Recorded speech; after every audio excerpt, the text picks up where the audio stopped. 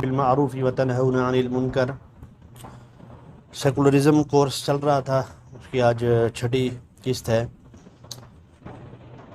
آج کا topic secularism کے اسلامی دنیا پر اثرات کے حوالے سے ہے کہ سیکولرزم نے اسلامی دنیا پر اپنے اثرات کس طرح مرتب کیے اور کس طرح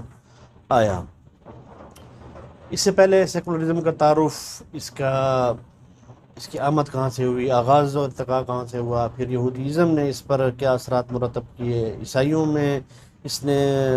کیا کچھ کیا،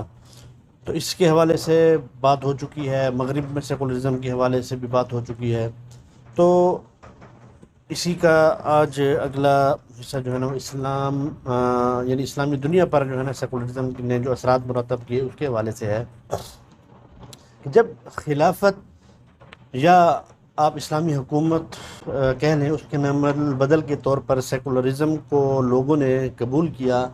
تو اب عالم اسلام میں سیکولرزم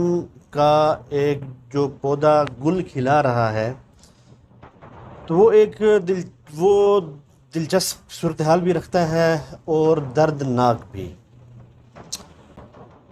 تو اس کے اثرات اور جو نتائج ہیں تقریباً 10 کے قریب ہیں، جن میں سے 5 پر میں آج بات کروں گا اور 5 پر انشاءاللہ اگلی قسط میں بات ہوگی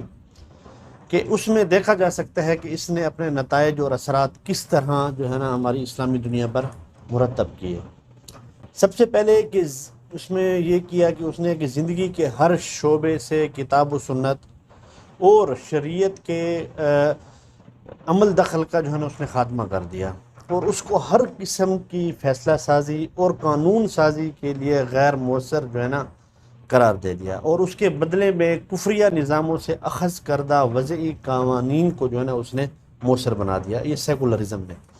یعنی آپ مقننہ، عدلیہ اور انتظامیہ، جو ملک کے تینوں کلیدی ادارے ہیں جو ہے نا وہ سیکولرزم کے محافظ اور اسلامی قوانین کے سامنے جو ہے نا وہ اب ایک قسم کی رکاوٹ ہی رہیں گے، کیا سیکولرزم کی اسلامی دنیا میں آنے کی وجہ سے۔ اس نے اب کیا کیا ہے، اگر ہم اس چیز کو آگے دیکھیں تو سب سے پہلے جو اس نے کام کیا ہے کہ ہمارے جو تعلیمی نظام پر جو ہے نا اس نے حملہ کیا ہے کہ اس نے ہمارا جو درسی مواد ہے، تعلیمی مضامین کا حصہ جو ہے نا اس کو اگر ہم دیکھیں تو وہ اب ایک قسم کا چوکیدار بن چکا ہے ہمارے سیکولرزم کا، ہمارا تعلیمی نظام، اور اس نے تقریباً 4 طریقوں سے نا اس کو بڑا زبردست طریقے سے ہمیں ٹھیس پہنچائی ہے۔ ایک تو یہ ہے کہ دینی مضامین کی اہمیت کو اس نے گھٹا دیا ہے۔ اس کے لیے اس نے کیا کیا کہ مقررہ پیریڈز کو ایک قسم کا ٹرخانے والا کام ہے، استاد نہ ملنے کا بہانہ ہے، شروع کرنے میں بلا وجہ ٹال مٹول کرنا، اور پھر ان کو آخری پیریڈ میں رکھنا کہ جب طلبہ جو ہے نا بالکل تمام پیریڈ سے تھک ہار جاتے ہیں۔ اسی طرح نالائق استاد کو دینی تعلیم پڑھانے کے لیے رکھ دینا، اور اس کو لازمی سے نکال کر اختیاری مضامین کا درجہ دے دینا، ٹھیک ہے۔ اسی طرح دوسرا جو اس نے حملہ کیا کہ کوئی متعین کتاب، خاص طور پر قرآن و حدیث کی عبارات نہ پڑھانے جو ہے نا اس میں نہ پڑھائی جائیں، اور اس کے لیے ہمارے خاص طور پر ہمارے این جی اوز سے جو ہے نا وہ مدد لی گئی۔ میں عالمی دنیا کی بات کر رہا ہوں کہ اس نے کس طرح میں پاکستان کے حوالے سے بات نہیں کر رہا اس میں، کہ ہمارے عالمی دنیا نے کس طرح کیا، اور پھر پاکستان کے بھی جو ہے نا اس کے اثرات جو ہے نا اس پر پڑے۔ یہ نہیں ہے کہ پاکستان میں اس کے اثرات نہیں پڑے۔ تو ان سے واضح طور پر اسلامی فکر کی حقانیت اور سیکولرزم فکر ہے اس کا باطل ہونا تو ثابت ہوتا ہے،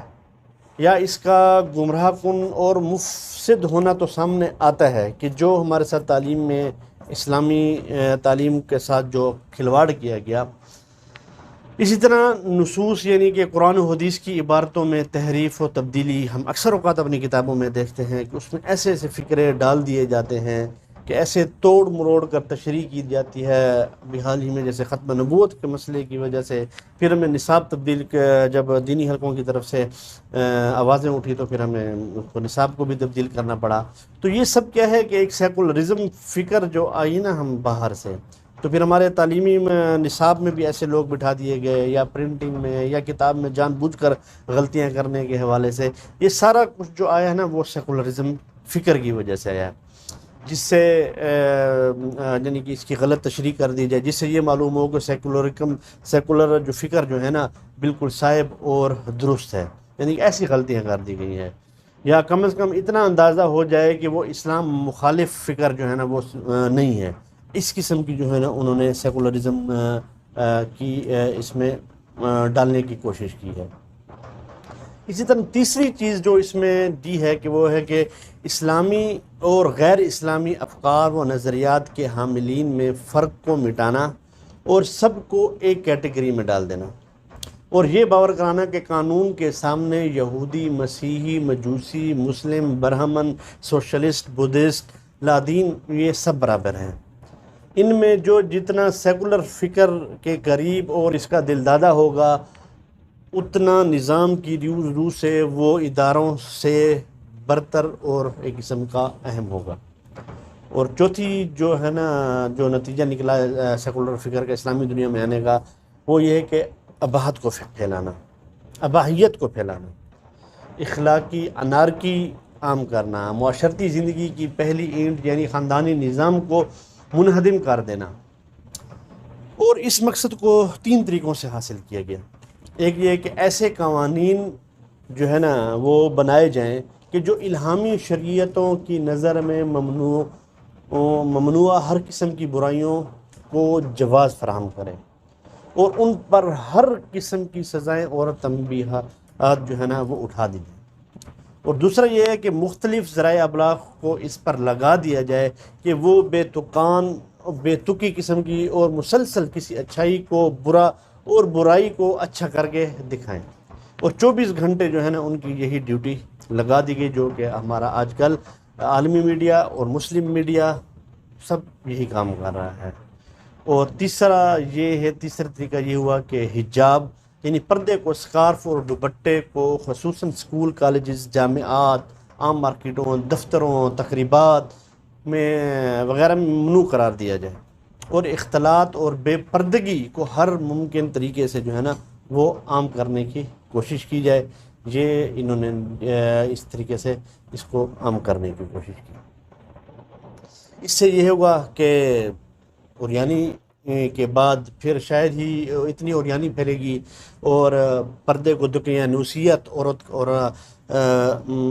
عورت کی آزادی سلب کرنے کا نام دے دیا جائے. پردہ جو ہے نا پردہ دار عورت کو شہری حقوق اور دیگر جائز مراعات سے محروم کرنے کے بہانے پھر اس میں تلاش کیے جائیں. اور اس اوریانی کے بعد پھر شاید ہی کوئی جو ہے نا وہ دین کا رنگ معاشرے میں باقی رہے، اور تقوی و عفت والی زندگی کوئی مشکل ہی پھر جو ہے نا وہ اس طریقے سے گزار سکے گا. 5ویں چیز جس نے مسلم دنیا پر اس کا اثر ڈالا وہ یہ تھا کہ قومیت اور وطنیت کی دعوت، کہ یعنی کہ جس کا مطلب ہے کہ لوگوں کو کسی خیالی اور وہمی قدر مشترک جیسے ایک نسل، ایک جنس، ایک زبان، ایک تاریخ، ایک علاقے، اسی طرح اقتصادی یا معاشرتی اشتراک یا کسی اور مفاد کے نام پر جمع کرنے کی جدوجہد کا جو نام ہے نا وہ قومیت اور وطنیت کی دعوت ہے. اور یہ باور کرانا کہ دین تو لوگوں کی باہمی اجتماعیت اور یکجہتی کا عامل نہیں بلکہ افتراق اور اختلاف کا عنصر ہے، کہ کسی کو کسی مذہب میں اور کسی کو کسی فرقے میں ڈال دیا ہے. چنانچہ وہ سب آپس میں دست و گریبان ہیں، جبکہ قومیت جو ہے نا یہ فکر ڈال دی کہ وہ سب کو یکجا کرتی ہے. اور یہ ایک خطرناک سیکولر سوچ ہے کہ جو مسلم ممالک میں مغرب ہی سے آئی ہے اور وہیں اس کی نشو و نما اور پرورش بھی ہوئی ہے. چنانچہ جہاں دیکھو جتنے قوم پرست رہنما ہیں وہ گو کہ اپنی مخصوص زبان اور خاص کمیونٹی کے حقوق کی بات کرتے ہیں، لیکن ان میں سے ہر ایک نے تعلیم ہر لحاظ سے اجنبی مغرب سے جو ہے نا وہ حاصل کی ہوگی، زندگی وہیں گزاری ہوگی، پھر وہیں اس کو انگریزی زبان سے جو ہے نا وہ اس کو اپنی زبان سے بھی زیادہ اچھی ہوتی ہوگی اور اس کا خوب دل دادا بھی ہوگا، جبکہ اپنے ہمسائے اپنے قریبی کی جو اس کا زبان کا جو ہے نا وہ دشمن ہوگا۔ تو پھر سوچنے کی بات ہے کہ یہ کون سی قوم پرستی ہوئی؟ قوم پرستی کے اس فتنے میں عالم عربی یعنی کہ عرب دنیا اور دیگر اسلامی دنیا کو ایک جو ہے نا یکساں طور پر اس نے مبتلا کر دیا ہے، اور اس میں اس کو مبتلا کیا گیا ہے اور جان بوجھ کر کیا گیا ہے۔ عرب کی جو قومیتی پارٹی ہیں جیسے باستی ہے اور اشتراکی پارٹی ہے، اسی سلسلے کڑی ہیں کہ ان کا دعویٰ ہے کہ ہم نے اپنی شناخت کو زندہ کرنا ہے اور اسی قومیت کی بنیاد پر ہماری باہمی یک رنگی اور بقائے باہمی جو ہے نا وہ ممکن ہے۔ ظاہر ہے اسلام جو ساری انسانیت کو جوڑنے آیا ہے وہ انہیں اس قابل نہیں لگایا، پھر اس کی اس خصوصیت کو انہیں ختم کرنے کا ٹاسک اپنے آقاؤں سے ملا ہے۔ ان کے رد عمل میں پھر عرب ملکوں میں ہی سوڈان میں جیسے کہ زنجی، افریقہ میں بربری اور عراق میں کردی زبان و ثقافت کے احیاء کی تحریکیں بھی اسی طرح چلی۔ ہمارے ہندو پاک کو دیکھ لیں تو اس میں بنگالی، سندھی، پشتون قوم پرست بھی اسی نظریے کے حامل ہیں۔ یہ مسلم امہ میں باہمی منافرت اور خون ریزی اور اسلامی وحدت کو پارا پارا کرنے کے بڑے عوامل میں سے جو ہے نا وہ ایک ہے، جس کا جو سر چشمہ ہے، جہاں سے یہ پھوٹ رہی ہیں وہ یہ ہے کہ وہ مغربی سیکولرزم ہی ہے اور مغربی سیکولر فکر ہے۔ تو آج کے ٹاپک میرے خیال میں آج کے اس قسم میں اتنا ہی کافی ہے۔ 5 وجوہات بیان کی کہ جو اثرات اور نتائج اسلامی دنیا پر سیکولرزم کے مرتب ہوئے۔ انشاءاللہ اگلی قسم میں اگلے 5 جو اثرات اور نتائج ہیں اسلامی دنیا پر جو سیکولرزم کے مرتب ہوئے ہیں اس پر انشاءاللہ بات ہوگی۔ وما علینا الا البلاغ۔ السلام علیکم۔